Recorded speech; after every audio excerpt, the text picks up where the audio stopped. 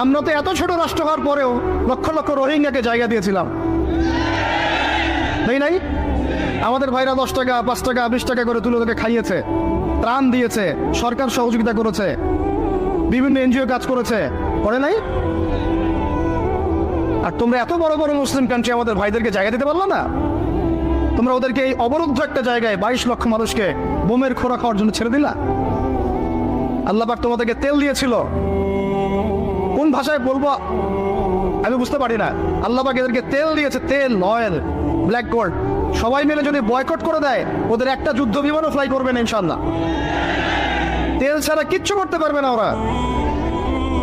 বাদশাহ ফয়সাল সৌদি আরবের প্রাক্তন রাজা ছিলেন, বাদশাহ ফয়সাল রাহিমাহুল্লাহ বলবেন, ওই একমাত্র সাহসী একজন নেতা দেখেছিলাম 1973 দিকে অয়েল বয়কট করে দিয়েছে।